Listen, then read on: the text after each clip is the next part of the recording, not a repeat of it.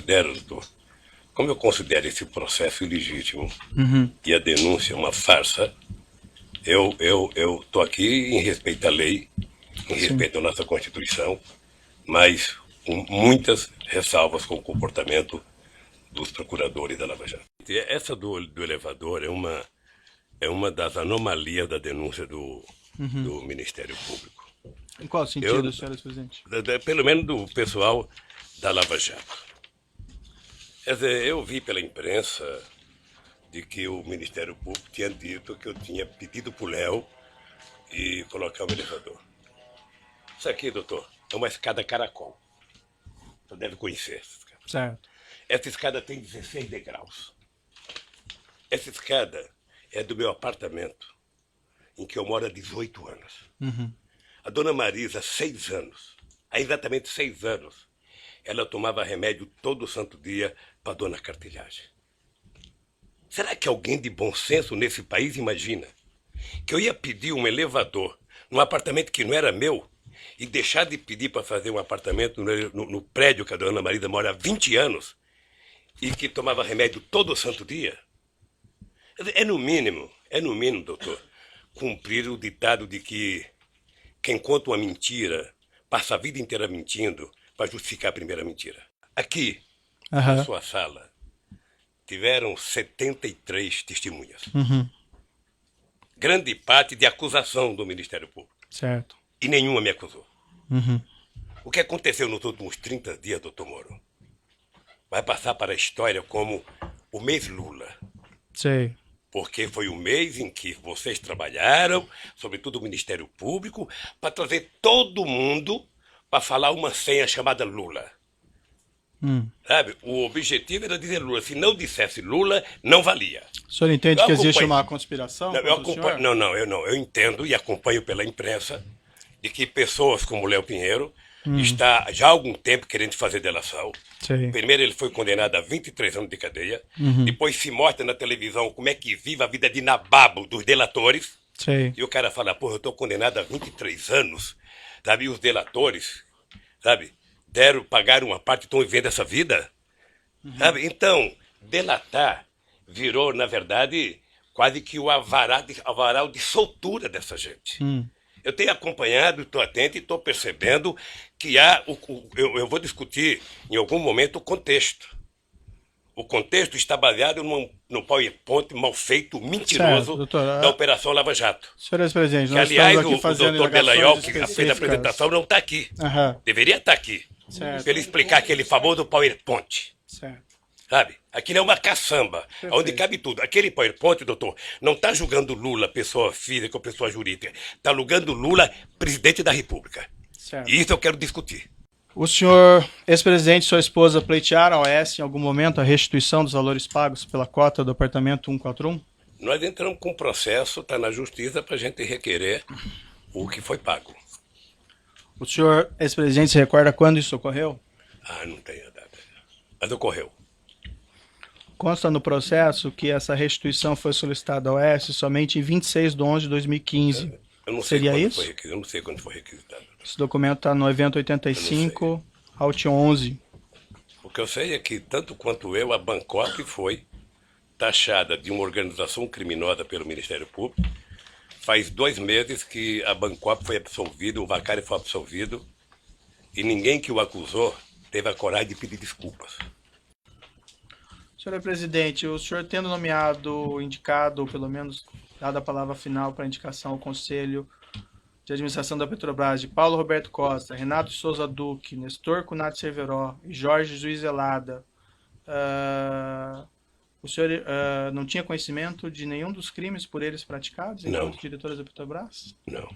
Ou desse esquema criminoso que alguns deles confessaram? Nem o senhor, nem o Ministério Público, nem a Petrobras, nem a imprensa, nem a Polícia Federal. Todos nós só ficamos sabendo quando foi pego no grampo a conversa do Youssef com o Paulo Roberto. Eu indago ao senhor essa porque foi o senhor que indicou o nome deles, né?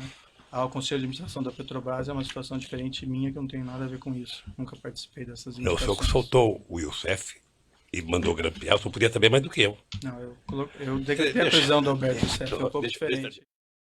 Minha participação mais orgulhosa que eu tenho foi em dezembro, quando nós autorizamos a capitalização da Petrobras, e logo eu, que pensava que era socialista, fiz a maior capitalização da história da humanidade. 70 bilhões para capitalizar a Petrobras e transformar ela na segunda empresa petroleira do mundo. Doutor Moro, o senhor se sente responsável da Operação Lava Jato ter destruído a indústria da construção civil nesse país?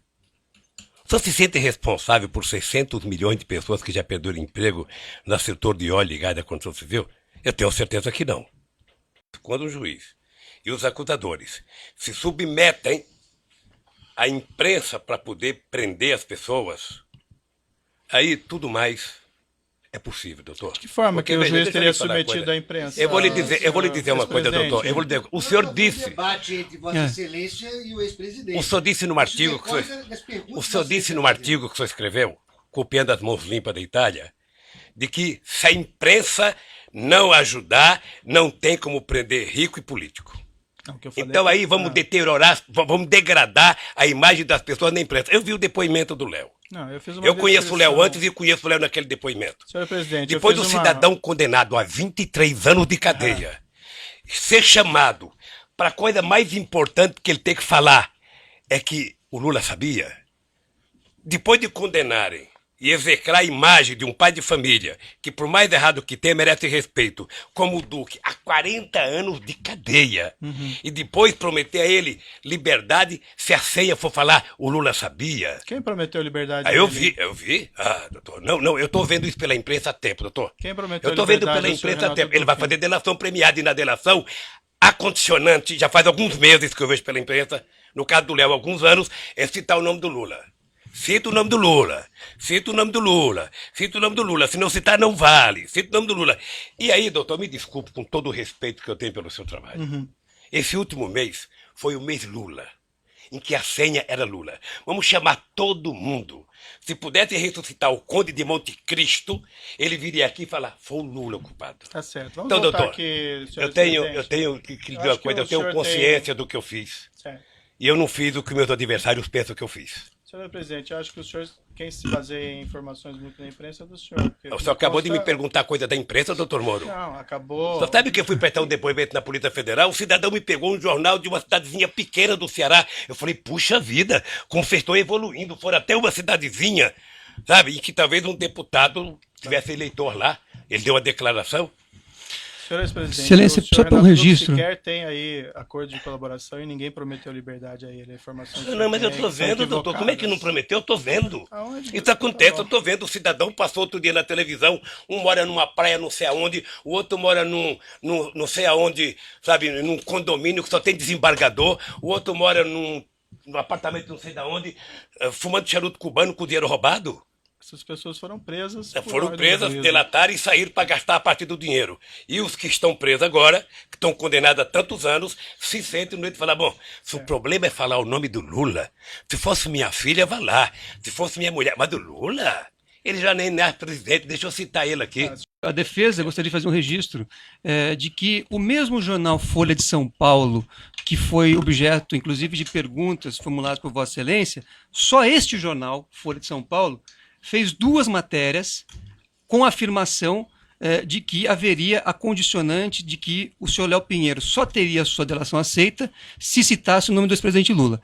Essas matérias, inclusive, serviram de base para um pedido de investigação que foi formalmente protocolado perante a Procuradoria-Geral da República. Então, isto que está sendo dito, está sendo dito com base em matéria, como eu disse, de um veículo de imprensa que Vossa Excelência, inclusive, utilizou para formular suas perguntas. O presidente da República e com um partido político, que foi o partido que mais criou instrumentos legais para combater a corrupção neste país. O senhor participou da ENCLA. O senhor participava da ENCLA a convite do ministro Dipp. Sim. E o senhor sabe a seriedade da ENCLA. O senhor sabe o que acontecia. O senhor sabe o que é que nós fizemos pela primeira vez? A gente não pode se esquecer, doutor Moro, que o Ministério Público, antes da Constituinte de 88, era um apêndice do Ministério da Justiça. Sim. E a bancada do PT. A bancada do PT. Mais a coordenação do Mário Cova na Comissão de Sistematização, a gente conseguiu fazer com que o Ministério Público conquistasse cidadania. E no meu governo, eu aumentei a cidadania, escolhendo pela primeira vez um desejo dos procuradores de que o procurador-geral fosse escolhido pelo próprio Ministério Público. E foi assim. Certo. Não sei se vai continuar assim. Mas mais ainda, doutor, mais ainda. Nós aprimoramos a lei da delação premiada. Nós criamos todos os mecanismos possíveis de criar para que a gente... Então, não, por favor, não coloque na minha boca que eu sou contra o combate à corrupção. Doutor, eu, na verdade, gostaria, tenho horas e horas para falar sobre esse assunto. Mas uma coisa que é importante ter claro é o seguinte. Isso já passou. Eu já fui julgado 3 vezes pelo povo brasileiro. Só se lembra como é que foi a campanha de 2006? A campanha de 2006, eu era triturado a cada debate da televisão sobre a corrupção. Sei. Eu fui eleito com 62% dos votos. Quando terminou o meu mandato, em outubro de 2010, quando a gente elegeu a presidenta Dilma, foi a outra aprovação minha. Mas em setembro, doutor Moro, eu alcancei 87% de bom e ótimo nas pesquisas de opinião pública, 10 de irregular e apenas 3 de ruim péssimo, que deve ter sido no gabinete do Comitê dos Tucanos. Ou seja, então eu já fui julgado muitas vezes pelo meu jeito administrativo. Aliás, eu queria aproveitar, já que você falou dessa coerção, determine que a Polícia Federal devolva os iPads dos meus netos. É uma vergonha. iPad de neto de 5 anos. Está desde março do ano passado. Tem que só pedir a restituição que é devolvido. Não. Já pedi, já foi falar. Não pensa que as coisas funcionam, isso é que nem eu no governo. Perfeito. Não pensa que tudo que se opera as pessoas fazem rapidamente. Eu não prendo, o presidente não prende ninguém. Não conheço na história, não sei, no regime autoritário, que o presidente manda prender. Então, o presidente manda investigar, abrir um inquérito, denunciar. Então talvez o senhor não devesse fazer esse tipo de declaração. Isso vale para todo mundo. Essa é a minha última... Só dizer uma coisa para o senhor. Vamos, com todo o respeito, todos nós precisamos tomar cuidado com as declarações. O senhor sabe, por exemplo, a mágoa profunda que eu tenho do vazamento das minhas conversas com a minha mulher e dela com o filho dela. Sabe? Profunda a minha mágoa. Sabe? Eu nunca falei nada. Estou tranquilo. Vamos esperar. O tempo se encarrega de recontar a história. Eu estou sendo vítima da maior caçada jurídica que um presidente ou que um político brasileiro já teve. É porque eu estou sendo julgado pelo que eu fiz no governo. Eu estou julgado pela construção de um PowerPoint mentiroso. Que aquilo é ilação pura.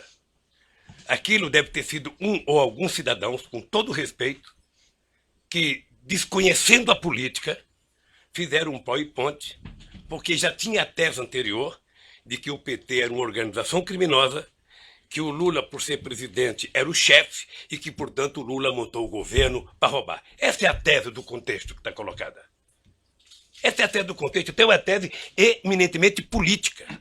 De março de 2014 para cá, são 25 capas na Isto É, criando a imagem de monstro do Lula.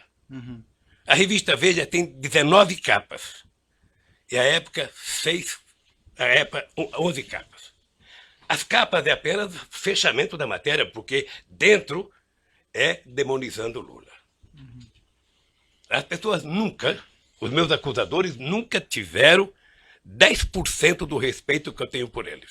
Quando o senhor fala acusadores, o senhor fala imprensa ou o senhor fala... Eu falo os vazamentos que saem para a imprensa. A Folha de São Paulo, nesse mesmo período, teve 298 matérias contra o Lula e apenas 40 favoráveis. Tudo com informações ou da polícia ou do Ministério Público. Eles não se autoassumem, eles culpam alguém. O jornal O Globo, que é o mais amigo, tem 530 matérias negativas contra o Lula e 8 favoráveis. O Estadão, que é mais amigo ainda, tem 318 matérias contrárias e 2 favoráveis. Eu vou jogar só o Jornal Nacional, Foram 18 horas e 15 minutos nos últimos 12 meses. 18 horas. Sabe o que significa 18 horas falando mal de um cidadão? Significa 12 partidas de futebol entre a Barcelona e Atlético de Madrid. Eu estou falando apenas do Jornal Nacional, que é mais importante, mas eu poderia pegar Bom Dia Café, Bom Dia Almoço, Bom Dia Não Sei das Contas, Bom Dia Janta, Jornal da Zona, Jornal da 10, em todos os canais de televisão.